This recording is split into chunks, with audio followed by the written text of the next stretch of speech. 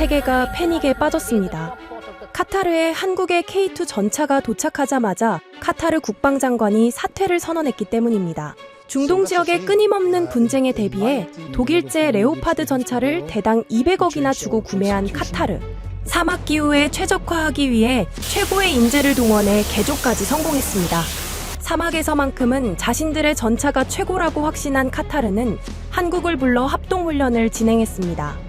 속마음은 아주 단순했습니다. 전 세계 앞에서 한국을 누르고 자신들의 기술력을 자랑하기 위함이었죠. 하지만 한국의 전차는 카타르의 예상을 빗나갔습니다. 한국의 K2 95% 이상의 명중률을 기록하며 카타르의 전차를 압도했고, 심지어 험지 돌파 능력 검증에서조차 사막용으로 개조된 카타르의 전차를 압도하는 성능을 보여줬습니다. 도대체 무슨 일이 벌어진 걸까요? 카타르 국방장관을 옷벗게 한 대한민국의 K2 전차의 위력. 지금 시작합니다. 구독과 좋아요로 대한민국을 응원해주세요. 독일이 사막 전차의 기준이라는 말, 저는 한 번도 의심한 적이 없었습니다. NATO 장비 평가를 25년간 해왔거든요. 중동부터 북아프리카까지 사막이라면 레오파드가 답이었어요. 그런데 카타르에서 그 확신이 무너졌습니다. 대당 200억짜리 전차가 모래 앞에서 멈추는 걸 직접 봤거든요. 저는 리처드 헬리슨입니다.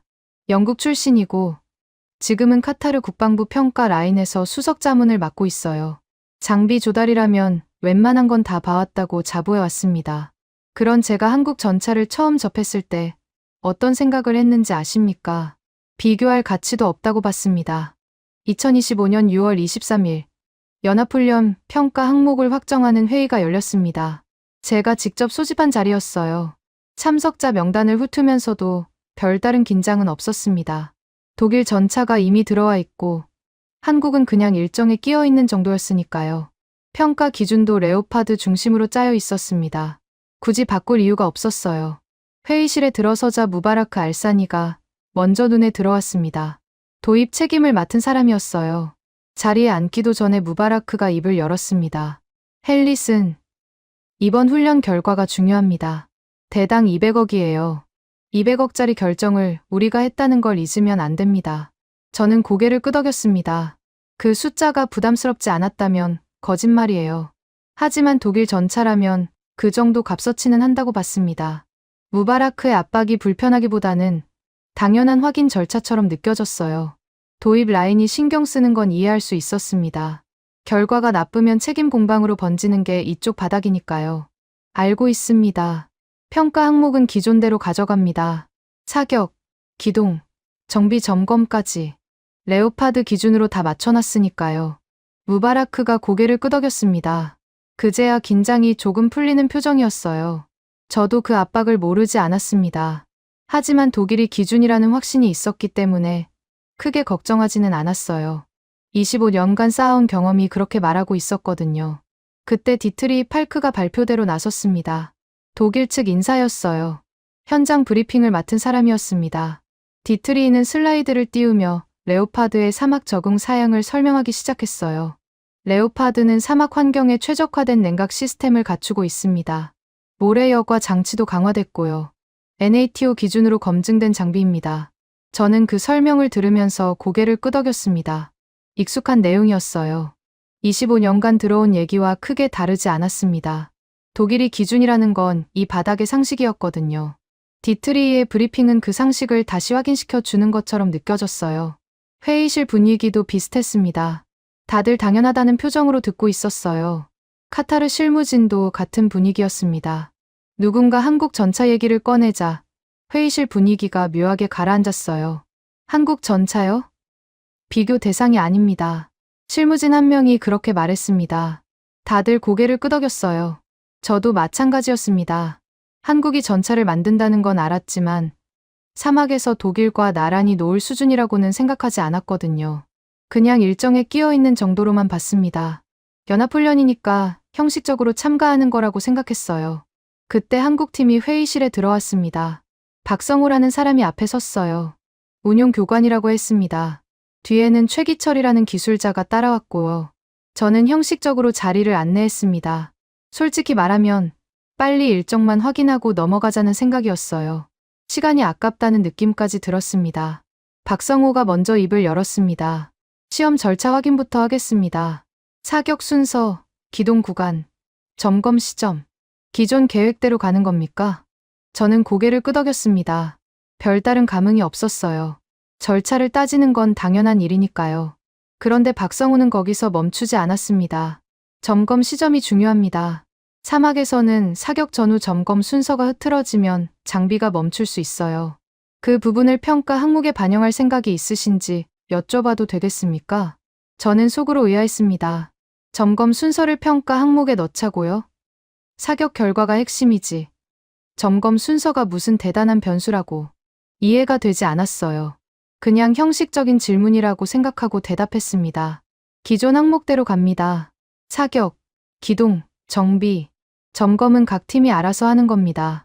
박성우는 더 따지지 않았습니다. 고개를 끄덕이고 자리로 돌아갔어요. 저는 그게 끝이라고 생각했습니다. 그런데 뒤에 있던 최기철이 서류 한 장을 내밀었어요. 표정에 변화가 없었습니다. 담담한 목소리였어요. 사막형 점검표입니다. 냉각, 여과, 흡기 순서가 정리돼 있어요. 이 순서가 무너지면 장비가 멈춥니다. 저는 서류를 받아들었습니다. 솔직히 제대로 읽지 않았어요. 한국팀이 뭘 내밀든 독일 기준으로 평가가 돌아갈 거라는 확신이 있었거든요. 최기철의 말투가 조금 단호하다는 느낌은 받았지만 대수롭지 않게 넘겼습니다. 사막에서 25년간 굴러온 장비들을 봐왔는데 점검표 하나가 뭘 바꾸겠습니까? 참고하겠습니다. 그게 제 대답의 전부였어요. 최기철은 더 말하지 않았습니다. 표정 변화도 없었어요. 그냥 고개를 숙이고 자리로 돌아갔습니다. 저는 그 장면을 별로 신경 쓰지 않았어요. 한국팀이 뭘 준비해왔든 사막에서 독일을 이길 수는 없다고 봤거든요. 비교 자체가 성립하지 않는다고 생각했습니다. 회의는 예정대로 마무리됐습니다. 평가 항목도 기존 계획 그대로 확정됐어요. 사격, 기동, 정비 점검, 레오파드 중심으로 짜인 기준이었습니다. 저는 그 결정에 아무런 의심이 없었어요. 시험 일정만 지키면 끝이라고 생각했습니다. 한국팀이 내민 점검표는 서류 더미 맨 아래에 끼워 넣었어요. 회의실을 나서면서 무바라크가 다가왔습니다. 한국팀, 뭔가 준비해 온 것 같던데요. 신경 쓸 필요 있습니까? 저는 고개를 저었습니다. 신경 쓸 이유가 없다고 봤어요. 점검표 하나 내민 게 전부입니다. 사격 결과가 나오면 다 정리될 겁니다. 독일이 기준이에요. 무바라크가 고개를 끄덕였습니다. 저도 그 확신을 의심하지 않았어요. 복도를 걸으면서 창밖을 봤습니다. 사막의 열기가 유리창 너머로 일렁이고 있었어요. 며칠 뒤면 저 모래밭에서 시험이 시작될 거였습니다. 저는 결과가 뻔하다고 생각했어요. 한국 전차가 사막에서 뭘 보여줄 수 있겠습니까? 서류 더미 맨 아래에 끼워 넣은 점검표는 이미 잊고 있었습니다. 훈련 전날 라시드 알마하디가 제 사무실로 찾아왔습니다. 홍보 책임을 맡은 사람이었어요. 들어오자마자 서류 한 장을 내밀었습니다. 결과 공개 범위를 조정하자는 제안서였어요. 헬리슨, 이번 훈련 결과는 내부 보고만 하는 게 어떻겠습니까? 외부 공개는 리스크가 큽니다. 저는 서류를 훑어봤습니다. 라시드의 제안은 간단했어요. 훈련 결과를 축소해서 발표하고 상세 데이터는 내부에만 돌리자는 거였습니다. 솔직히 그 의도는 이해가 됐어요. 결과가 예상과 다르게 나오면 파장이 커지니까요. 하지만 뭔가 찜찜했습니다.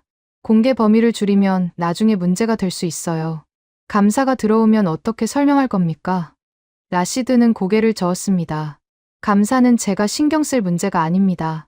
지금은 외부 시선이 더 급해요. 독일 전차가 기대에 못 미치면 도입 라인 전체가 흔들립니다. 저는 대답을 미뤘습니다. 라시드의 말이 틀린 건 아니었어요. 하지만 평가 기록을 건드리는 건 다른 문제였습니다. 25년간 이 일을 해오면서 배운 게 하나 있어요. 기록은 한번 흔들리면 끝까지 따라다닌다는 거였습니다. 그때 무바라크가 사무실로 들어왔습니다. 표정이 굳어 있었어요. 라시드를 보더니 고개를 끄덕이고는 제 앞에 섰습니다.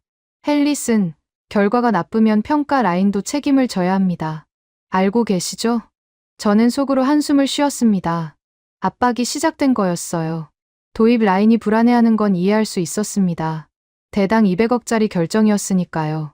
하지만 그 부담을 평가 라인에 떠넘기는 건 받아들이기 어려웠어요. 평가는 절차대로 합니다. 결과가 어떻게 나오든 기록은 그대로 올릴 겁니다. 무바라크의 눈이 가늘어졌습니다. 불만이 역력했어요. 하지만 더 따지지는 않았습니다. 라시드와 눈짓을 교환하고는 사무실을 나갔어요. 저는 그 뒷모습을 보면서 생각했습니다. 훈련이 시작되기도 전에 이렇게 신경전이 벌어지다니. 분위기가 심상치 않았어요. 오후에 마리안 드보라가 찾아왔습니다. 계약과 감사 자문을 맡은 사람이었어요. 유럽 쪽에서 파견 나온 전문가였습니다. 마리안은 자리에 앉자마자 단도직입적으로 말했어요. 헬릿은 평가 기록을 건드리면 안 됩니다. 계약 조건에 명시된 검증 절차가 있어요. 기록이 바뀌면 감사에서 문제가 됩니다. 저는 고개를 끄덕였습니다. 마리안의 경고가 반가웠어요. 제가 혼자 버티는 게 아니라는 느낌이 들었거든요. 알고 있습니다. 기록은 바꾸지 않을 겁니다. 마리안이 서류를 꺼냈습니다. 계약서 사본이었어요. 여기 보세요. 검증 절차 변경 시 양측 합의가 필요하다고 돼 있어요. 일방적으로 기록 방식을 바꾸면 계약 위반입니다. 도입 라인이 뭐라고 하든 이건 법적 문제로 번질 수 있어요. 저는 그 조항을 다시 읽었습니다. 마리안 말이 맞았어요. 기록을 건드리는 순간 문제가 커지는 거였습니다. 도입 라인의 압박보다 감사 리스크가 더 무거웠어요. 저는 결심을 굳혔습니다. 살림 아라마디를 불렀습니다. 훈련 운영을 맡은 사람이었어요. 살림이 들어오자 저는 지시를 내렸습니다. 내일 훈련, 통제 구역과 시험 동선을 문서대로 고정해 주세요. 예외 없이요. 접근 구역은 줄이고 평가단 구역은 넓히겠습니다. 살림이 고개를 끄덕였습니다. 알겠습니다. 그런데 독일 측에서 동선 변경을 요청할 수도 있습니다. 그때는 어떻게 할까요? 저는 단호하게 대답했어요. 변경 없습니다. 문서대로 가는 겁니다. 누가 뭐라고 해도요. 살림이 나가고 나서 저는 창밖을 봤습니다. 내일이면 시험이 시작될 거였어요. 긴장이 되기 시작했습니다. 기록을 지키겠다고 결심은 했지만 압박이 어디까지 거세질지 알 수 없었거든요. 저녁 무렵 훈련장 쪽에서 보고가 올라왔습니다. 한국팀이 장비 점검을 하고 있다는 내용이었어요. 저는 별로 신경 쓰지 않았습니다. 그런데 보고서 끝에 한미정이라는 이름이 있었어요. 한국 운용 지원 담당이라고 했습니다. 여과 상태를 다시 확인하고 냉각 점검을 마쳤다는 내용이었습니다. 솔직히 그게 뭐가 대단한지 몰랐어요. 점검은 어느 팀이든 하는 거니까요. 하지만 한 가지 눈에 걸리는 게 있었습니다. 한국팀은 점검 순서를 기록으로 남기고 있었어요. 시간, 항목, 담당자까지 전부요. 독일팀은 그렇게까지 하지 않았거든요. 뭔가 다른 방식이라는 느낌이 들었지만 깊이 생각하지는 않았습니다. 다음 날 아침, 훈련장으로 향하기 전에 연락이 왔습니다. 대통령 라인에서 내려온 지시였어요. 메시지는 짧았습니다. 결과를 숨기지 마십시오. 어떤 결과든 공식 보고로 올리십시오. 저는 그 메시지를 읽고 한참 가만히 있었습니다. 대통령 라인이 직접 지시를 내린 거였어요. 도입 라인의 압박과는 완전히 다른 방향이었습니다. 숨기지 말라는 건 결과가 어떻게 나오든 그대로 보고하라는 뜻이었어요. 책임 소재를 명확히 하겠다는 의지가 느껴졌습니다. 저는 초조해졌습니다. 대통령 라인의 지시는 명확했지만 도입 라인의 반발도 만만치 않을 거였어요. 중간에 낀 평가 라인이 가장 곤란한 위치였습니다. 하지만 선택의 여지가 없었어요. 위에서 내려온 지시를 어길 수는 없었습니다. 훈련장에 도착하자 디트리히가 참관 인원들 앞에 서 있었습니다. 뭔가 설명을 하고 있었어요. 저는 가까이 다가가서 들었습니다. 사막에서 버티는 쪽이 진짜입니다. 이론이 아니라 실제 성능으로 증명해야 하죠. 한국팀도 열심히 하겠지만 경험의 차이는 어쩔 수 없습니다. 참관 인원들이 고개를 끄덕였습니다. 디트리의 말투는 여유로웠어요. 한국팀을 대놓고 깎아내리는 건 아니었지만 은근히 밀어붙이는 느낌이었습니다. 저는 불편했어요. 시험이 시작되기도 전에 분위기를 몰아가는 게 마음에 들지 않았거든요. 저는 살림에게 다가갔습니다. 접근 구역 재조정하겠습니다. 참관 인원 동선을 줄이고 평가단 구역을 넓히세요. 불필요한 충돌을 막아야 합니다. 살림이 고개를 끄덕이고 움직였습니다. 저는 그 자리에 서서 훈련장 전체를 둘러봤어요. 내일이면 시험이 본격적으로 시작될 거였습니다. 대통령 라인의 지시, 도입 라인의 압박, 독일 측의 자신감. 모든 게 엉켜 있었어요. 저는 결심을 다시 한번 확인했습니다. 조건을 고정하고 기록을 지키고 예외 없이 진행한다. 그게 제가 할 수 있는 전부였어요. 결과가 어떻게 나오든 절차만 지키면 책임을 피할 수 있다고 생각했습니다. 아직은 한국팀의 점검표가 뭘 의미하는지 몰랐어요. 사막에서 중요한 게 뭔지 제대로 이해하지 못하고 있었습니다. 훈련 당일 아침, 사막 훈련장에 도착했을 때 긴장이 확 밀려왔습니다. 평가단과 참관 인원이 이미 모여 있었어요.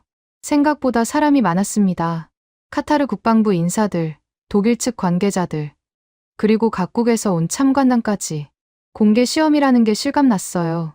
결과가 어떻게 나오든 숨길 수 없는 자리였습니다. 살림 아라마디가 저를 보자마자 다가왔습니다. 손에 무전기를 들고 있었어요. 표정이 굳어 있었습니다. 헬리슨, 안전선 재설정 완료했습니다. 그런데 문제가 하나 있어요. 참관 인원이 예상보다 많아서 동선이 겹칩니다. 저는 훈련장 전체를 둘러봤습니다. 살림말이 맞았어요. 사람들이 여기저기 흩어져 있었고 통제가 쉽지 않아 보였습니다. 시험 시작 전부터 혼란이 생기면 안 됐어요. 기록이 흔들리는 건 그런 데서 시작되거든요. 동선을 다시 잡으세요. 참관 구역과 평가 구역을 확실히 분리하고 이동 경로는 한 방향으로만 열어요. 예외 없이요. 살림이 고개를 끄덕이고 무전기를 들었습니다. 저는 그 자리에서 잠시 숨을 골랐어요. 시험이 시작되기도 전에 신경 쓸 게 너무 많았습니다. 대통령 라인의 지시, 도입 라인의 압박, 그리고 이 많은 참관 인원들. 모든 시선이 오늘 결과에 쏠려 있었어요. 그때 디트리 팔크가 다가왔습니다. 여유로운 표정이었어요. 손에는 서류를 들고 있었습니다. 헬리슨, 시험 순서를 조정했으면 합니다. 기동을 먼저 하고 사격을 나중에 하는 게 어떻겠습니까? 저는 속으로 짜증이 났습니다. 시험 시작 직전에 순서를 바꾸자니요. 이유를 물었어요. 왜 그렇게 하자는 겁니까?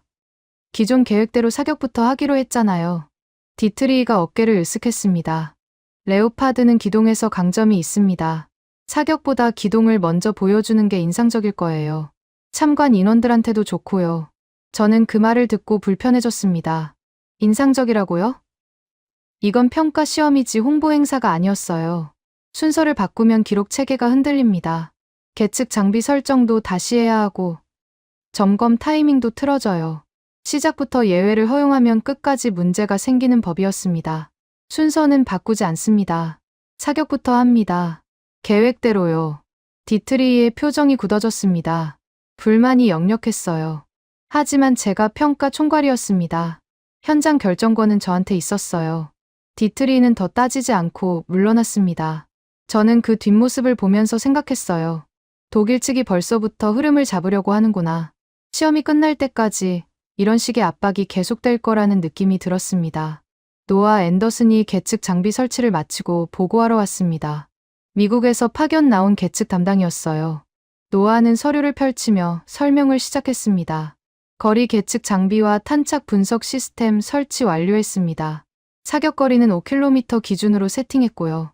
측정 절차는 이렇게 진행됩니다. 저는 노아의 설명을 주의 깊게 들었습니다. 계측 절차가 명확해야 기록이 흔들리지 않아요. 노아는 꼼꼼한 사람이었습니다.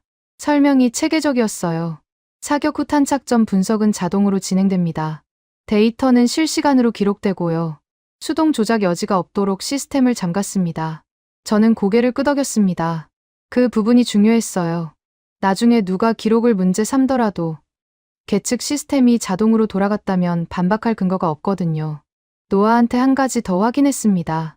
절차 변경 요청이 들어오면 어떻게 할 겁니까? 노아가 단호하게 대답했어요. 변경 없습니다. 지금 세팅한 대로 끝까지 갑니다. 중간에 바꾸면 데이터 신뢰도가 떨어져요. 저는 안도했습니다. 노아도 같은 생각이라는 게 다행이었어요. 계측 라인이 흔들리지 않으면 평가 기록도 지킬 수 있을 거였습니다. 한국팀 쪽을 봤습니다. 박성호가 전차 옆에 서 있었어요. 사격 준비를 확인하고 있는 것 같았습니다. 저는 가까이 다가갔어요. 형식적인 확인이었습니다. 한국팀이 뭘 준비했든 크게 기대하지 않았거든요. 사격 준비됐습니까? 박성호가 고개를 끄덕였습니다. 됐습니다. 표준 순서대로 진행하면 됩니다. 사격 전 점검은 끝났고요. 저는 그 대답을 듣고 돌아서려 했습니다. 그런데 박성호가 한마디를 더 했어요. 사격 후 점검도 같은 순서로 할 겁니다. 냉각, 여과, 흡기, 순서가 중요하거든요. 저는 멈칫했습니다. 또 점검 순서 얘기였어요. 첫 회의 때 최기철이 했던 말이 떠올랐습니다. 왜 이 사람들은 점검 순서에 그렇게 집착하는 걸까? 이해가 되지 않았지만 깊이 생각하지는 않았어요. 사격 결과가 핵심이지. 점검이 뭐가 중요하겠습니까? 알겠습니다. 준비되면 대기하세요. 박성호가 고개를 숙이고 자리로 돌아갔습니다. 저는 그 뒷모습을 보면서 묘한 느낌을 받았어요. 한국팀은 말이 별로 없었습니다. 따지지도 않고 요구하지도 않았어요. 그냥 절차대로 준비하고 있었습니다. 디트리와는 완전히 다른 태도였어요. 최기철이 전차 아래에서 뭔가를 확인하고 있었습니다. 저는 가까이 다가가서 물었어요. 뭘 점검하는 겁니까? 최기철이 고개를 들었습니다. 땀에 젖은 얼굴이었어요. 사막의 열기 속에서 작업을 하고 있었던 거였습니다. 흡기 필터 상태 확인 중입니다. 모래가 많이 들어갔어요. 여과 장치도 다시 점검해야 합니다. 저는 그 말을 듣고 의아했습니다. 시험 시작 직전인데 아직도 점검을 하고 있다니. 준비가 덜 된 건가 싶었어요. 시험 시작까지 얼마 안 남았는데 괜찮겠습니까? 최기철이 담담하게 대답했습니다. 사막에서는 마지막 순간까지 점검해야 합니다. 출발 직전에 상태가 바뀔 수 있거든요. 냉각, 여과, 흡기. 이 순서가 무너지면 시험 중간에 멈출 수 있어요. 저는 그 말을 듣고 잠시 생각했습니다. 최기철의 말투는 확신에 차 있었어요. 경험에서 나오는 자신감 같았습니다. 하지만 저는 여전히 반신반의했어요. 점검 순서가 그렇게 중요하다면 왜 독일팀은 저렇게까지 하지 않는 걸까? 그냥 한국팀의 방식이 다른 거라고 생각하고 넘어갔습니다. 시험 시작 시간이 다가왔습니다. 저는 평가단 구역으로 돌아와서 전체 상황을 점검했어요.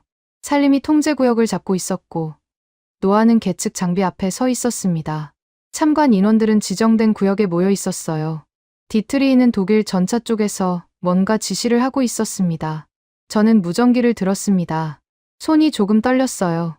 25년간 수많은 시험을 봐왔지만 이번은 분위기가 달랐습니다. 대통령 라인의 지시, 도입 라인의 압박, 공개된 참관 인원들. 모든 게 맞물려 있었어요. 결과가 어떻게 나오든 기록은 그대로 남을 거였습니다. 시험 시작 승인합니다. 사격부터 진행하세요. 무전기 너머로 확인 신호가 왔습니다. 저는 숨을 깊이 들이쉬었어요. 이제 시작이었습니다. 순서대로, 절차대로, 예외 없이. 그게 제가 정한 원칙이었어요. 결과가 뭐가 됐든 흔들리지 않겠다고 다짐했습니다. 사막의 열기 속에서 전차 엔진 소리가 울려 퍼졌습니다. 공개 시험이 시작된 거였어요. 저는 그 소리를 들으면서 한국팀 쪽을 한 번 더 봤습니다. 최기철이 점검표를 들고 서 있었어요. 아직도 뭔가를 기록하고 있었습니다. 저는 그 장면을 별로 신경 쓰지 않았어요. 사격 결과가 나오면 다 정리될 거라고 생각했거든요. 사격 시험이 시작되고 얼마 지나지 않아서였습니다. 저는 평가단 구역에서 전체 흐름을 지켜보고 있었어요. 레오파드가 먼저 사격을 마쳤고 K2 차례가 다가오고 있었습니다. 그때 뭔가 이상한 느낌이 들었어요. 한국팀 쪽을 보니 최기철이 전차 옆에서 움직이지 않고 서 있었습니다. 점검표를 들고 뭔가를 확인하는 것 같았어요. 저는 그쪽으로 걸어갔습니다. 시험 직전에 기술자가 저렇게 붙어 있는 게 신경 쓰였거든요. 문제가 생긴 건 아닌지 확인하고 싶었어요. 최기철 씨, 문제 있습니까? 최기철이 고개를 들었습니다. 표정에 긴장은 없었어요. 오히려 담담했습니다. 문제 없습니다. 마지막 점검 중이에요. 저는 그 대답에 만족하지 못했습니다. 시험 시작 직전인데 아직도 점검이라니. 뭔가 준비가 덜 된 것 같아서 불안했어요. 질문을 하나 더 던졌습니다. 사막에서 가장 위험한 변수가 뭡니까? 시험 중에 문제가 생기면 어떻게 됩니까? 최기철이 잠시 생각하더니 대답했습니다. 목소리가 차분했어요. 가장 위험한 건 멈추는 겁니다. 사격 한 번 잘 마치는 게 중요한 게 아니에요. 시험 내내 멈추지 않고 굴러가는 게 핵심입니다. 그래서 점검 순서가 중요해요. 냉각, 여과, 흡기. 이 순서가 무너지면 중간에 장비가 서버립니다. 저는 그 말을 듣고 멈칫했습니다. 뭔가 머릿속에서 걸리는 게 있었어요. 지금까지 저는 사격 결과에만 집중하고 있었습니다.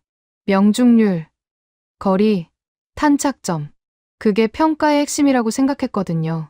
그런데 최기철의 말은 달랐어요. 한 번 성능이 아니라 계속 굴러가는 조건이 중요하다는 거였습니다. 그러니까 사격 결과보다 점검 순서가 더 중요하다는 겁니까? 최기철이 고개를 저었습니다. 둘 다 중요합니다. 하지만 사막에서는 순서가 더 먼저예요. 점검이 무너지면 사격 기회 자체가 사라지거든요.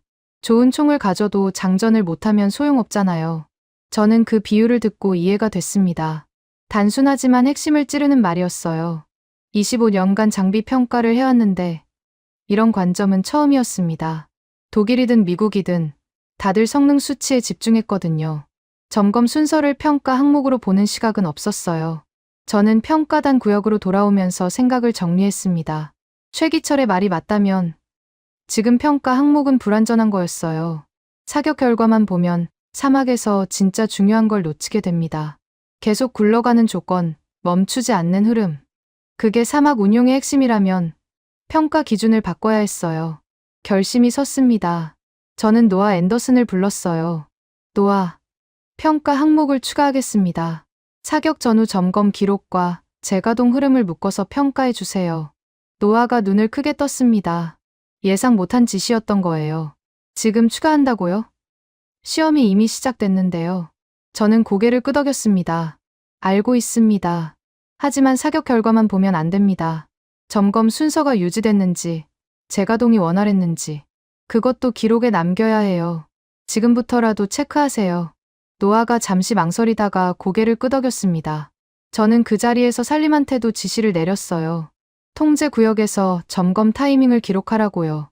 평가 항목이 늘어난 거였습니다. 그때 무바라크가 다가왔습니다. 표정이 굳어 있었어요. 뭔가 들은 것 같았습니다. 헬릿은 평가 항목을 추가한다면서요? 지금 무슨 짓입니까? 저는 무바라크를 똑바로 봤습니다. 사격 결과만 보면 불완전합니다.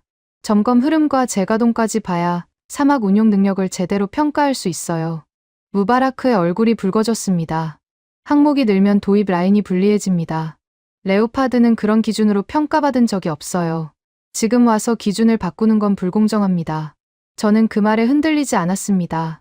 무바라크의 반발은 예상한 거였어요. 하지만 대통령 라인의 지시가 있었습니다. 결과를 숨기지 말고 그대로 보고하라는 지시요. 그 지시를 따르려면 평가 기준이 완전해야 했어요. 불공정한 게 아닙니다. 조건은 양쪽 다 똑같이 적용됩니다. 레오파드도 K2도 같은 기준으로 평가받는 거예요. 대통령 라인에서 결과를 숨기지 말라고 하셨습니다. 기준이 불완전하면 나중에 더 큰 문제가 됩니다. 무바라크가 입을 다물었습니다. 대통령 라인을 언급하자 더 이상 반박하지 못했어요. 하지만 눈빛은 여전히 불만으로 가득했습니다. 저는 그 시선을 피하지 않았어요. 무바라크가 물러난 뒤 마리안 드보라가 다가왔습니다. 표정이 진지했어요. 헬릿은 평가 항목 추가 결정 들었습니다. 계약 관점에서 한 가지 짚고 넘어가야 할 게 있어요. 저는 긴장했습니다. 마리안이 반대하면 곤란해지거든요. 뭡니까? 마리안이 서류를 꺼냈습니다. 항목 추가는 문제없습니다. 양쪽에 동일하게 적용되니까요. 하지만 조건 자체를 바꾸면 안 됩니다. 시험 조건을 중간에 변경하면 계약 위반 소지가 생겨요. 항목은 추가해도 되지만 조건은 처음 그대로 유지해야 합니다. 저는 안도했습니다. 마리안이 반대하는 게 아니었어요. 오히려 제 결정을 뒷받침해주는 거였습니다. 알겠습니다. 조건은 그대로 갑니다. 사격거리, 기동 구간, 점검 타이밍, 전부 처음 계획대로요. 항목만 추가하는 겁니다. 마리안이 고개를 끄덕였습니다. 그렇게 하면 됩니다. 기록만 지키면 나중에 문제 삼을 근거가 없어요. 저는 마리안의 말을 듣고 확신이 생겼습니다. 방향이 맞다는 느낌이었어요. 이제 브랜드 경쟁이 아니라 사막에서 버티는 방식으로 평가하면 됐습니다. 독일이든 한국이든 조건은 똑같았어요. 결과는 현장에서 나오는 거였습니다. 저는 평가단 전체에 지시를 내렸습니다. 오늘부터 평가 기준을 명확히 합니다. 사격 결과, 기동 능력, 정비 점검. 여기에 점검 흐름과 재가동 기록을 추가합니다. 조건은 처음 그대로 유지하고 예외는 없습니다. 양쪽 다 같은 기준으로 평가합니다. 평가단원들이 고개를 끄덕였습니다. 노아가 계측 장비를 다시 확인했고 살림이 통제구역에서 무전기를 들었어요. 저는 그 모습을 보면서 생각했습니다. 이제 진짜 시험이 시작되는 거라고요. 시험장 쪽을 봤습니다. K2가 사격 준비를 마치고 대기하고 있었어요. 최기철이 점검표를 들고 옆에 서 있었습니다. 저는 그 장면을 보면서 묘한 기대감이 생겼어요. 점검 순서가 정말 그렇게 중요한지, 사막에서 계속 굴러가는 게 진짜 핵심인지, 이제 결과로 확인할 수 있을 거였습니다. 독일이 기준이라는 확신은 이미 흔들리고 있었습니다. 최기철의 말 한마디가 제 25년 경험에 금이 가게 만들었어요. 하지만 아직 결론을 내리기엔 일렀습니다. 시험이 끝나야 알 수 있는 거였어요. 저는 숨을 깊이 들이쉬고 시험장을 바라봤습니다. 모래바람이 불어오고 있었어요. 사막이 진짜 답을 보여줄 차례였습니다. 시험이 본격적으로 진행되면서 긴장감이 점점 높아졌습니다. 참관 인원들의 시선이 시험장에 고정돼 있었어요. 저는 평가단 구역에서 전체 흐름을 지켜봤습니다. 노아가 계측 장비 앞에 앉아 데이터를 확인하고 있었고, 살림은 통제 구역에서 무전기를 들고 있었어요. 모든 게 계획대로 돌아가고 있었습니다. 노아가 저를 불렀습니다. 화면을 가리키며 설명했어요. 헬리슨, 첫 번째 사격 데이터 들어왔습니다. 레오파드와 K2 둘 다 기록됐어요. 측정 절차는 처음 세팅 그대로 유지하고 있습니다. 저는 화면을 봤습니다. 숫자들이 실시간으로 올라오고 있었어요. 아직 결과를 판단하기엔 일렀지만 계측 시스템이 정상적으로 돌아가고 있다는 게 중요했습니다. 기록이 흔들리지 않으면 나중에 누가 뭐라고 해도 반박할 수 없거든요. 좋습니다. 절차 바꾸지 마세요. 끝까지 이대로 갑니다. 노아가 고개를 끄덕였습니다. 저는 그 자리에서 살림한테 무전을 넣었어요. 살림, 통제 구역 상태 어떻습니까? 무전기 너머로 살림의 목소리가 들렸습니다. 이상 없습니다. 참관 인원 동선 유지 중이고요. 시험 구역 접근 시도는 없었습니다. 저는 안도했습니다. 통제가 유지되고 있다는 게 다행이었어요. 공개 시험에서 동선이 꼬이면 기록 자체가 문제가 될 수 있거든요. 살림이 제대로 잡고 있었습니다. 시험장 쪽을 봤습니다. K2가 사격을 마치고 다음 단계로 넘어가고 있었어요. 박성호가 전차 옆에서 지시를 내리고 있었습니다. 사격 후 점검이 시작된 거였어요. 저는 그 장면을 주의 깊게 봤습니다. 어제 최기철이 했던 말이 떠올랐거든요. 점검 순서가 중요하다고, 그게 무너지면 장비가 멈춘다고요. 박성호의 움직임은 정확했습니다. 사격이 끝나자마자 냉각 상태를 확인하고, 여과 장치를 점검하고, 흡기 필터를 체크했어요. 순서가 일정했습니다. 첫 번째 사격 때도, 두 번째 사격 때도 같은 흐름이었어요. 저는 그제야 한국팀이 뭘 하고 있는지 이해가 됐습니다. 점검을 형식적으로 하는 게 아니라 매번 같은 순서로 반복하고 있었어요. 루틴을 고정시키는 거였습니다. 최기철이 전차 아래에서 뭔가를 확인하고 있었습니다. 점검표를 들고 기록을 남기고 있었어요. 저는 가까이 다가갔습니다. 최기철의 얼굴은 땀으로 젖어 있었어요. 사막의 열기 속에서 쉬지 않고 움직이고 있었습니다. 상태 어떻습니까? 최기철이 고개를 들었습니다. 냉각 정상, 여과 정상, 흡기 정상입니다. 다음 사격까지 문제 없어요. 저는 점검표를 봤습니다. 시간, 항목, 상태가 빼곡하게 적혀 있었어요. 모든 점검을 기록으로 남기고 있었습니다. 독일팀은 이렇게까지 하지 않았거든요. 한국팀의 방식이 확실히 달랐어요. 꼼꼼하다는 느낌을 넘어서 집요하다는 생각이 들었습니다. 점검표, 계속 갱신하는 겁니까? 최기철이 고개를 끄덕였습니다. 매 사격마다 갱신합니다. 사막에서는 상태가 빨리 바뀌거든요. 1시간 전에 괜찮았어도 지금은 다를 수 있어요. 기록을 남겨야 나중에 문제가 생겼을 때 원인을 찾을 수 있습니다. 저는 그 말을 듣고 감탄했습니다. 단순히 점검하는 게 아니라 추적 가능한 기록을 만들고 있었어요. 평가자 입장에서 이보다 더 좋은 자료는 없었습니다. 한국팀은 말로 설명하지 않고 기록으로 증명하고 있었어요. 그때 디트리 팔크가 다가왔습니다. 표정이 좋지 않았어요. 뭔가 불만이 있는 것 같았습니다. 헬릿은 시험 강도를 높여야 합니다. 지금 조건은 너무 쉬워요. 이걸로는 진짜 성능을 알 수 없습니다. 저는 속으로 경계심이 생겼습니다. 시험 중간에 조건을 바꾸자는 거였어요. 어제 순서를 바꾸자고 했던 것과 같은 패턴이었습니다. 디트리는 계속 흐름을 흔들려고 했어요. 어떤 조건을 바꾸자는 겁니까? 디트리이가 서류를 꺼냈습니다. 사격거리를 늘리거나 기동 구간을 추가하는 겁니다. 지금 조건은 기본 수준이에요. 더 강한 시험을 해야 차이가 드러납니다. 저는 고개를 저었습니다. 디트리이의 의도가 뻔히 보였거든요. 조건을 바꾸면 기록 체계가 흔들립니다. 계측 장비 설정도 다시 해야 하고 점검 타이밍도 달라져요. 무엇보다 마리안이 경고했던 게 떠올랐습니다. 조건을 중간에 변경하면 계약 위반 소지가 생긴다고요. 조건은 바꾸지 않습니다. 처음 계획대로 끝까지 갑니다. 디트리이의 얼굴이 굳어졌습니다. 이건 공정하지 않습니다. 레오파드는 더 강한 조건에서 성능을 발휘하도록 설계됐어요. 지금 조건은 레오파드한테 불리합니다. 저는 그 말에 어이가 없었습니다. 조건이 불리하다고요? 양쪽 다 같은 조건에서 시험하고 있는데 어느 쪽이 불리하다는 건 말이 안 됐어요. 저는 단호하게 대답했습니다. 조건은 양쪽 다 똑같습니다. 레오파드든 K2든 같은 기준으로 평가받는 거예요. 중간에 바꾸면 기록이 무효가 됩니다. 그건 제가 허용할 수 없습니다. 디트리이가 더 말하려다가 멈췄습니다. 제 태도가 단호했거든요. 결국 입을 다물고 물러났어요.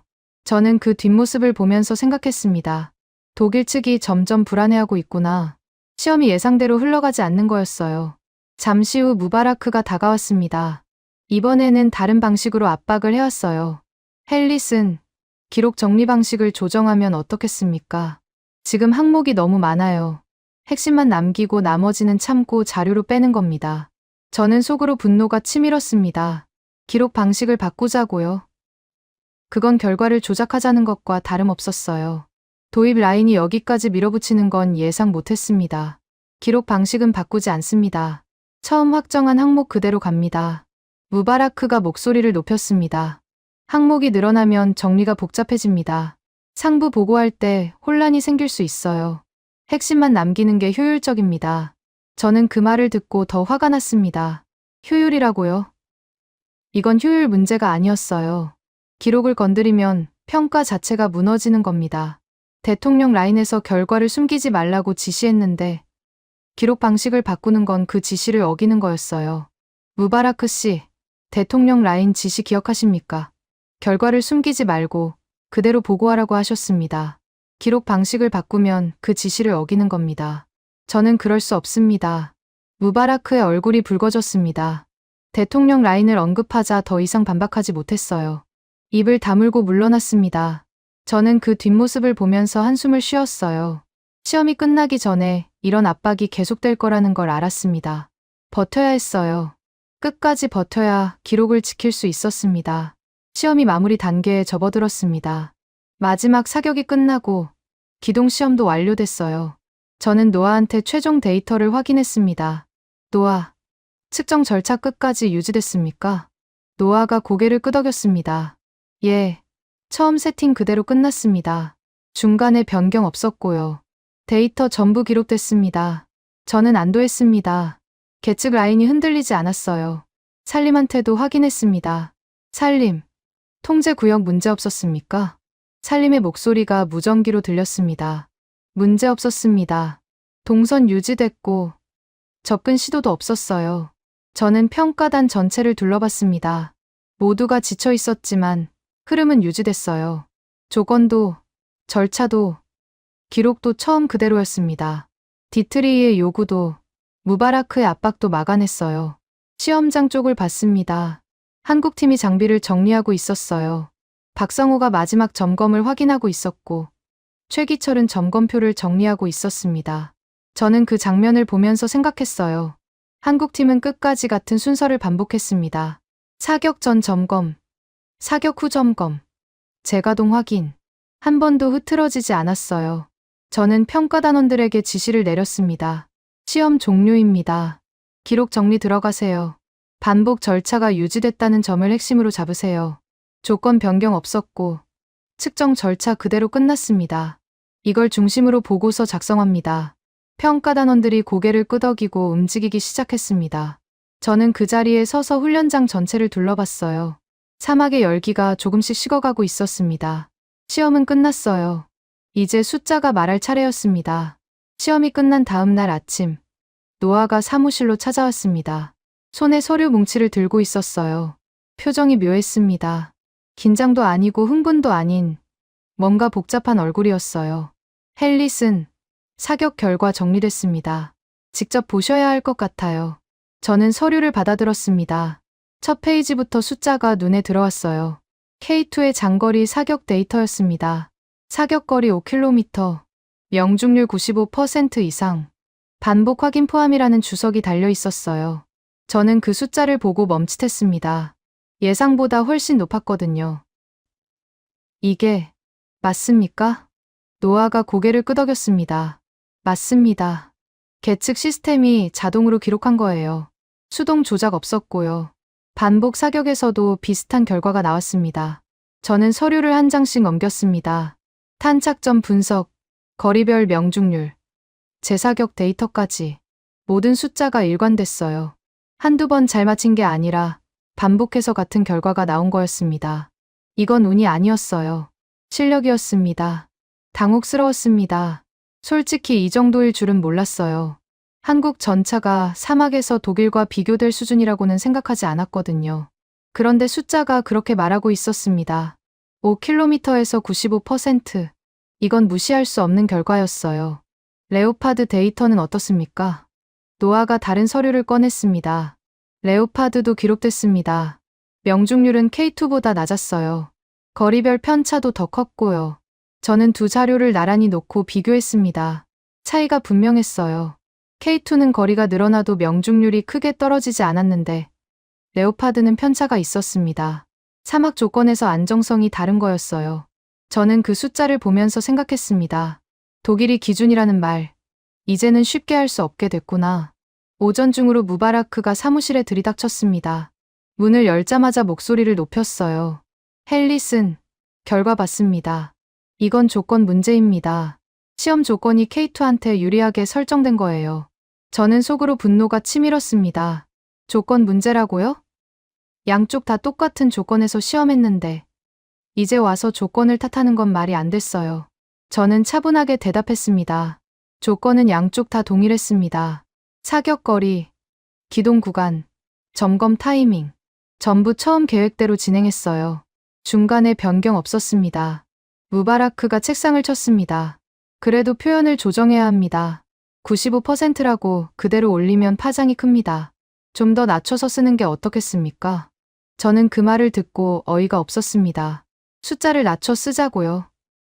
그건 기록 조작이었어요. 평가자로서 절대 할 수 없는 일이었습니다. 저는 단호하게 고개를 저었어요. 숫자는 바꾸지 않습니다. 계측 시스템이 자동으로 기록한 데이터예요. 제가 손댈 수 있는 게 아닙니다. 무바라크의 얼굴이 붉어졌습니다. 하지만 더 이상 반박하지 못했어요. 계측 시스템이 자동으로 기록했다는 말에 할 말이 없어진 거였습니다. 입을 다물고 사무실을 나갔어요.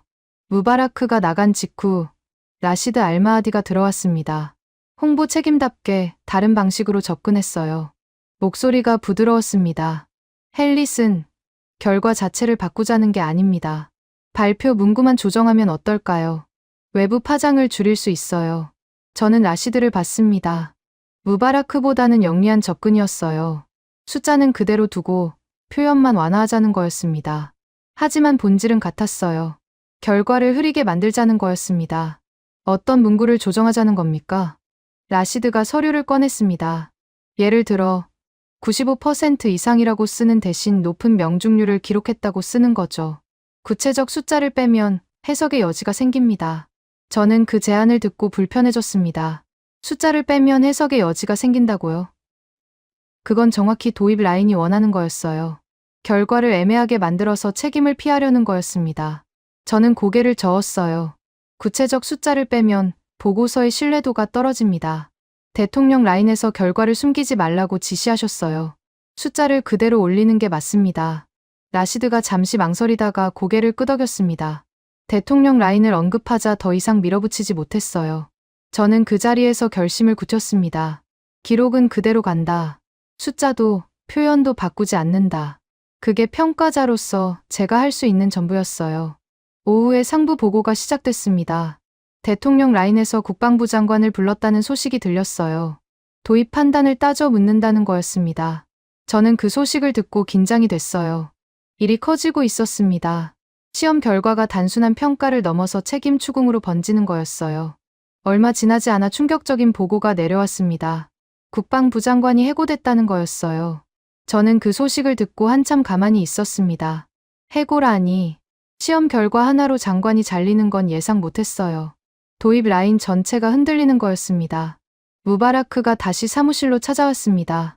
이번에는 표정이 달랐어요. 어제까지의 공격적인 태도가 사라지고 불안한 얼굴이었습니다. 헬리슨, 장관 해고 소식 들었습니까? 저는 고개를 끄덕였습니다. 들었습니다. 무바라크가 한숨을 쉬었어요. 이렇게 될 줄 몰랐습니다. 결과가 이 정도일 줄은. 도입 라인 전체가 책임을 져야 할 판입니다. 저는 그 말을 듣고 묘한 기분이 들었습니다. 어제까지 저를 압박하던 사람이 지금은 불안에 떨고 있었어요. 입장이 완전히 뒤바뀐 거였습니다. 하지만 동정심은 들지 않았어요. 기록을 지키려고 버틴 게 결국 맞았다는 생각이 들었거든요. 저는 무바라크에게 말했습니다. 무바라크 씨, 이제부터는 브랜드 비교가 아닙니다. 사막에서 뭐가 진짜 중요한지 기준을 다시 세워야 해요. 독일이 기준이라는 말은 이제 통하지 않습니다. 무바라크가 아무 말도 하지 못했습니다. 고개를 숙이고 사무실을 나갔어요. 저는 그 뒷모습을 보면서 생각을 정리했습니다. 장관이 해고되고 도입 라인이 흔들리고 있었어요. 하지만 평가 라인은 기록을 지켰습니다. 조건도, 절차도, 숫자도 그대로였어요. 저는 평가단 전체에 지시를 내렸습니다. 오늘부터 방향을 바꿉니다. 브랜드 비교는 끝났어요. 사막 기준을 다시 정리하는 겁니다. 어떤 장비가 사막에서 버틸 수 있는지, 어떤 조건이 필요한지, 그걸 중심으로 최종 보고서를 작성합니다. 평가단원들이 고개를 끄덕였습니다. 노아가 계측 데이터를 정리하기 시작했고, 살림이 현장 기록을 모으기 시작했어요. 저는 그 모습을 보면서 확신이 생겼습니다. 숫자가 나왔으니 이제 방향이 분명해진 거였어요. 창밖을 봤습니다. 사막에 해가 지고 있었어요. 오늘 하루 동안 많은 일이 벌어졌습니다. 장관이 해고되고, 도입 라인이 무너지고, 평가 기준이 바뀌기 시작했어요. 시험 결과가 이렇게까지 파장을 일으킬 줄은 몰랐습니다. 하지만 기록을 지킨 덕분에 흔들리지 않을 수 있었어요. 이제 남은 건 최종 보고서였습니다. 사막 기준을 다시 세우는 일. 그게 제 마지막 임무였어요. 최종 평가서 작성에 들어갔습니다. 저는 책상 앞에 앉아서 보고서 구성을 다시 봤어요. 기존 순서는 사격 결과가 맨 앞이었습니다. 명중률, 거리, 탄착점. 그게 평가의 핵심이라고 생각했거든요. 하지만 지금은 생각이 달랐어요. 사막에서 진짜 중요한 건 그게 아니었습니다. 저는 보고서 첫 페이지를 수정했습니다. 사막 지속 운용 항목을 맨 앞으로 옮겼어요. 점검 흐름, 재가동 기록, 냉각과 여과 상태 유지. 그걸 중심에 놓기로 했습니다. 사격 결과는 그 뒤로 미뤘어요. 순서를 바꾸는 게 쉬운 결정은 아니었습니다. 25년간 성능 수치를 먼저 봐왔거든요. 하지만 최기철의 말이 맞았어요. 한 번 성능이 아니라 계속 굴러가는 조건이 핵심이라는 거요. 노아, 앤더슨을 불렀습니다. 계측 기록을 다시 확인해야 했어요. 노아, 계측 절차 기록 다시 정리해 주세요. 반복 확인 데이터를 묶어서 별도 항목으로 만들어야 합니다. 노아가 서류를 펼쳤습니다. 어떤 방식으로 묶을까요? 사격별로 정리할까요? 아니면 시간 순으로 할까요? 저는 잠시 생각했어요. 시간 순으로 하세요.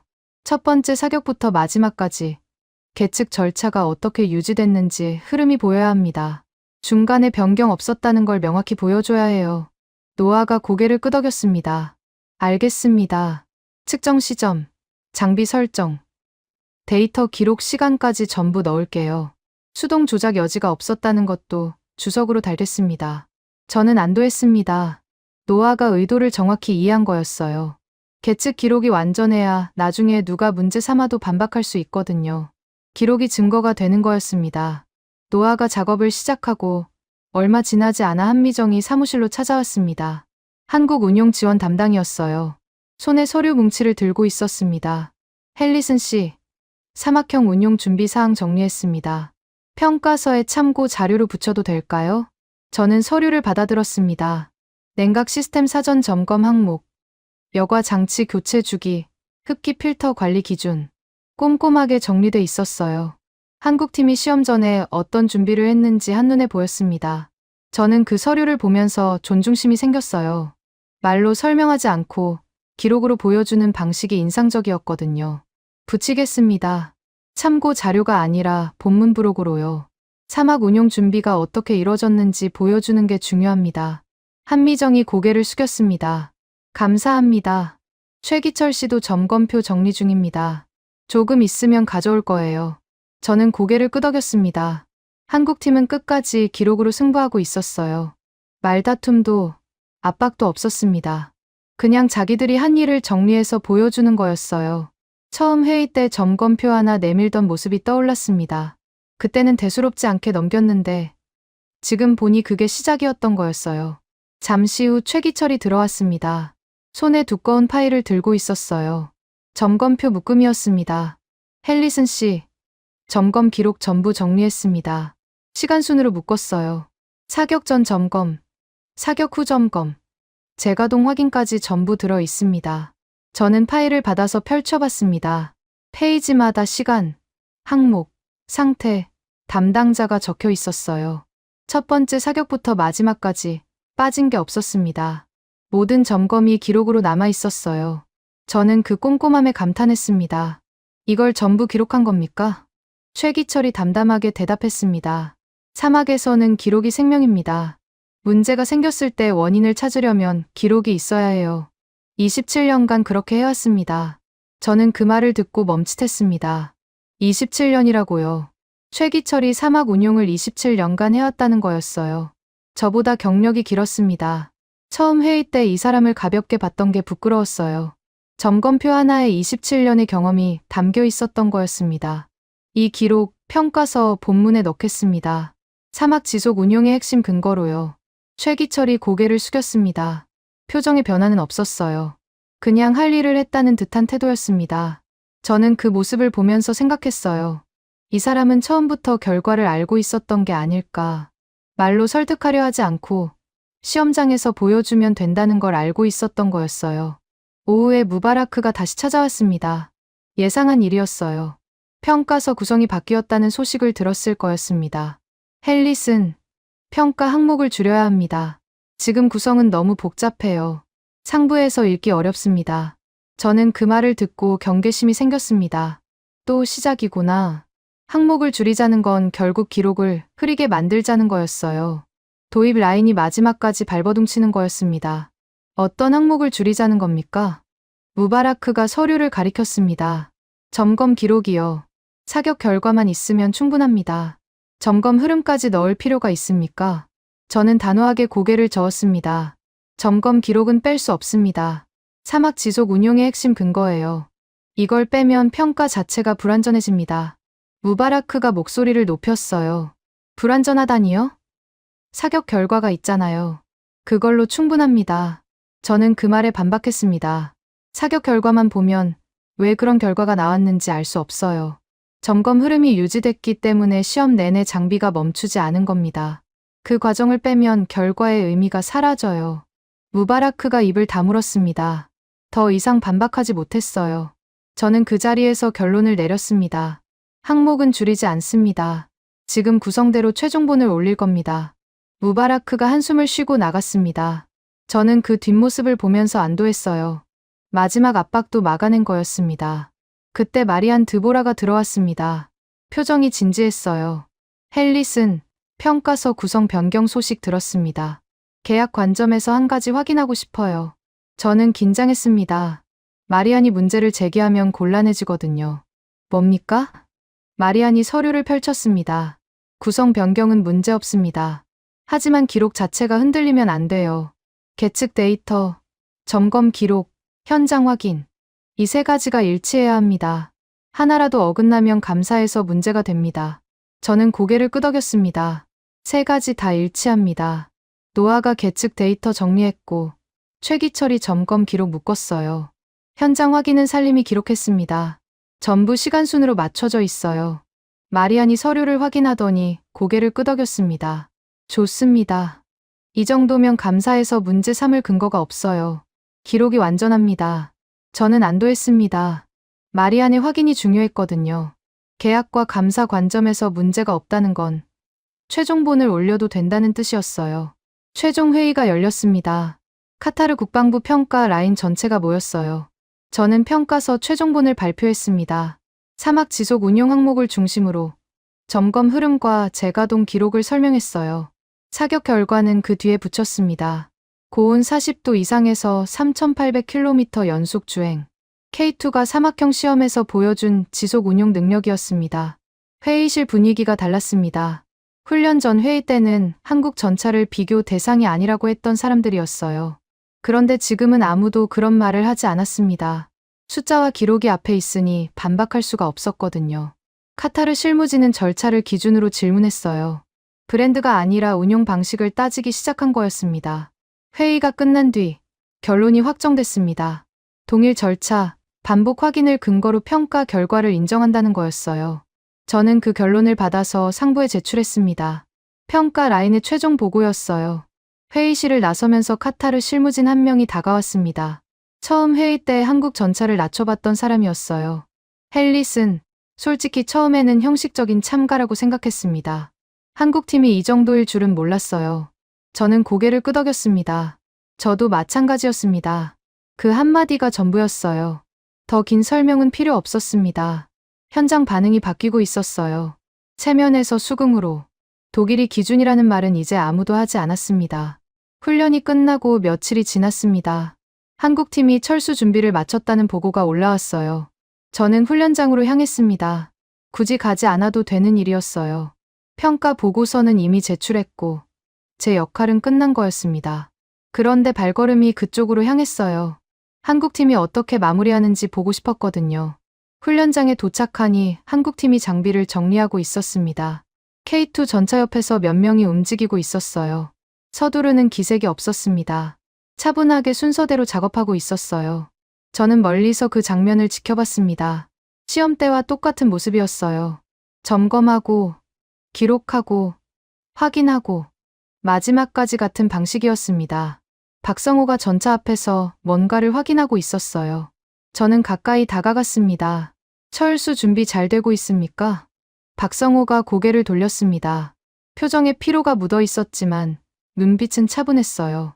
예, 거의 끝났습니다. 장비 점검 마지막 단계예요. 저는 그 말을 듣고 고개를 끄덕였습니다. 철수하면서도 점검을 하고 있었어요.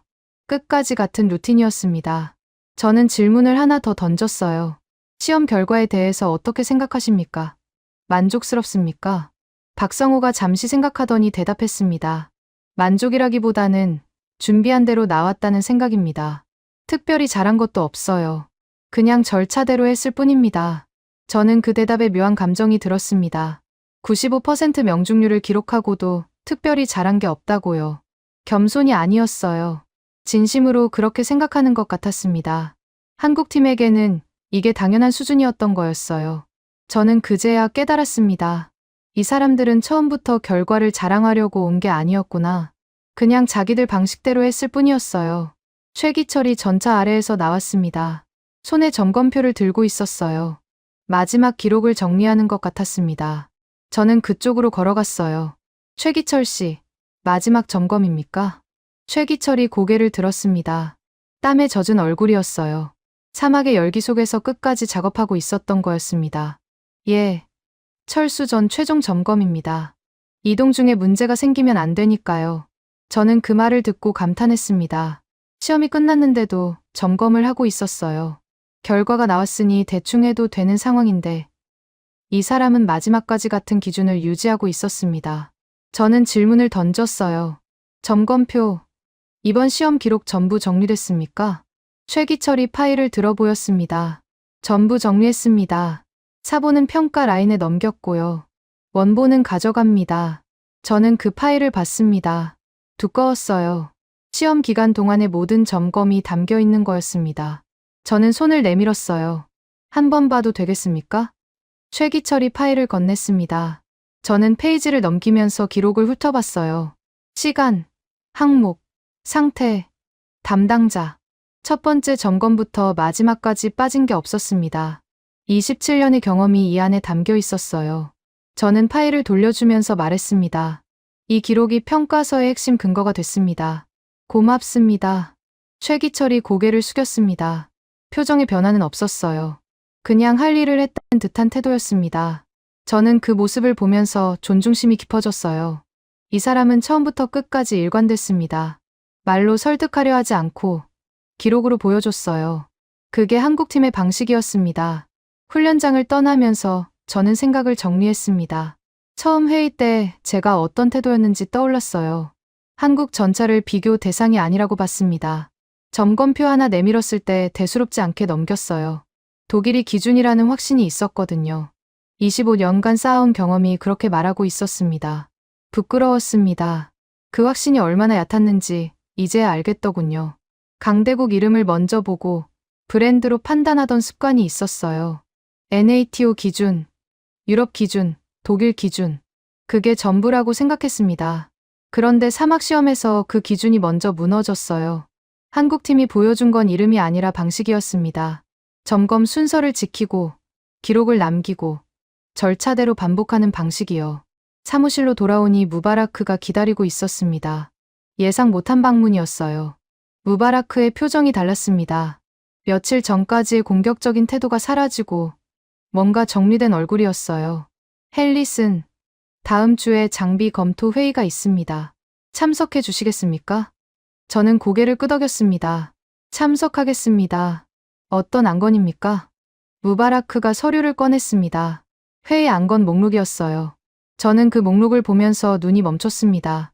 첫 번째 항목이 달랐어요.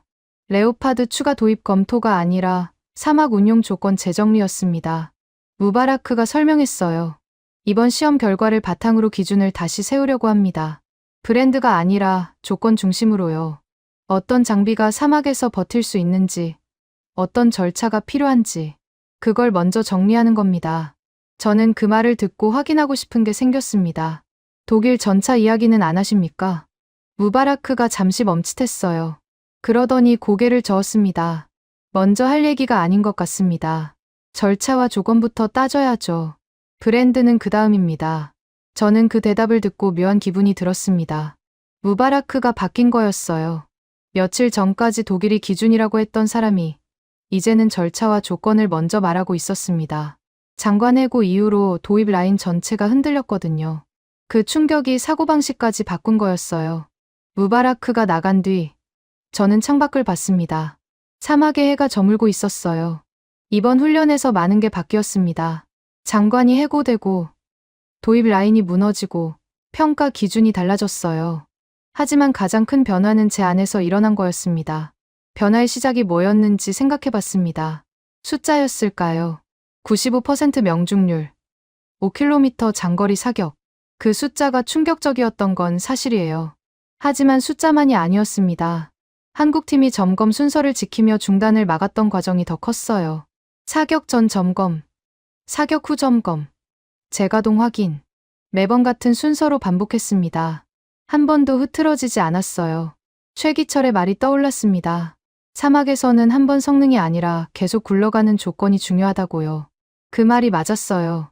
25년간 장비 평가를 해왔는데 그런 관점은 처음이었습니다. 성능 수치에만 집중했거든요. 점검 순서가 평가의 핵심이 될 수 있다는 생각을 못했어요. 며칠 뒤 한국팀이 완전히 철수했다는 보고가 올라왔습니다. 최기철이 마지막 점검표를 정리해서 넘기고 떠났다고 했어요. 저는 그 보고를 읽으면서 생각했습니다. 이 사람들은 처음부터 끝까지 같은 방식이었구나. 도착할 때도 점검표를 먼저 내밀었고 떠날 때도 점검표를 정리해서 넘겼어요. 말이 아니라 기록으로 승부했습니다. 저는 최종 결론을 정리했습니다. 이번 훈련에서 배운 게 뭐였는지요. 강대국 이름으로 먼저 판단하면 안 된다는 거였어요. 브랜드가 아니라 방식을 봐야 합니다. 한 번 성능이 아니라 계속 버티는 조건을 봐야 해요. 그게 사막에서 진짜 중요한 거였습니다. 사막에서 기준을 바꾼 쪽은 한국이었습니다. 말로 설득하지 않았어요. 압박하지도 않았습니다. 그냥 자기들 방식대로 준비하고 절차대로 시험하고 기록으로 증명했어요. 저는 그걸 보면서 25년간의 확신이 무너지는 걸 느꼈습니다. 부끄러웠지만 동시에 배운 게 있었어요. 기준은 이름이 세우는 게 아닙니다. 현장에서 버티는 쪽이 세우는 거였어요. 한국팀은 그걸 증명했습니다. 저는 그 증명을 받아들이기로 했어요. 얕봄이 끝난 자리에서 새로운 기준이 시작되고 있었습니다. 오늘 이야기 어떠셨습니까? 저는 최기철 기술자가 마지막 점검표를 정리하던 장면에서 목이 메었습니다. 시험이 끝났는데도 철수하면서까지 점검을 했거든요. 27년간 사막에서 쌓아온 경험이 그 한 장에 담겨 있었어요. 말로 설득하지 않았습니다. 압박하지도 않았어요. 그냥 기록으로 보여줬습니다. 독일이 기준이라던 사람들이 고개를 숙인 건 그 묵묵함 때문이었어요. 저는 그 장면을 보면서 우리 어르신들 생각이 났습니다. 40도가 넘는 사막에서 전차를 굴리던 그 손, 어디서 본 것 같았어요. 중동 건설 현장에서 삽을 들던 손이었습니다. 독일 탄광에서 석탄 먼지를 뒤집어 쓰던 손이었어요. 구로공단에서 재봉틀을 돌리던 손이었습니다. 아무도 알아주지 않는 곳에서 그냥 맡은 일을 했던 손이에요. 그 손들이 지금의 대한민국을 만들었습니다. 선생님들, 혹시 이런 생각 하신 적 있으신가요? 나는 이제 늙었다. 한 게 뭐가 있나? 젊은 것들한테 짐만 된다. 저는 그 생각이 틀렸다고 말씀드리고 싶어요. 선생님들 얼굴에 새겨진 주름? 그거 세월이 남긴 훈장입니다. 거칠어진 손? 그거 노력이 남긴 증거예요. 굽어진 허리? 그거 가족을 위해 버틴 시간이 쌓인 거랍니다. 선생님들은 이 나라의 영웅이에요. 아무도 몰라줘도 저는 압니다. 저는 믿습니다. 이 채널 아름다운 대한민국은요, 선생님들의 말동무가 되고 싶어서 시작했어요. 심심하실 때, 외로우실 때 가끔 들러주세요. 제가 여기서 기다리고 있을게요. 대단한 이야기가 아니어도 괜찮아요. 그냥 같이 시간 보내는 거예요. 요즘 날이 많이 춥습니다. 바람이 매섭거든요. 외출하실 때 목도리 꼭 챙기시고 장갑도 끼세요. 따뜻한 국물 드시고 병원 약속 있으시면 미루지 마시고요. 선생님들 건강해야 저도 좋아요. 오래오래 함께하고 싶거든요. 오늘 밤 잠들기 전에 거울 한번 보세요. 거기 비친 얼굴, 그게 대한민국을 일으킨 얼굴이에요. 스스로 대견하다고 수고했다고 한번 말씀해 주세요. 그 말 들을 자격이 있는 분들이니까요. 영상이 괜찮으셨으면 좋아요 한번 눌러주세요. 돈 드는 거 아니에요? 로그인 복잡하시면 안 하셔도 돼요. 댓글 남겨주시면 제가 다 읽어요. 독수리 타법이어도 괜찮아요. 오타 나도 괜찮아요. 선생님들 마음만 전해주시면 돼요. 존경하고 감사하고 사랑합니다. 지금까지 여러분의 영원한 말동무, 감동을 더하다였습니다. 세계를 놀라게 한 대한민국, 다음 영상에서도 계속됩니다.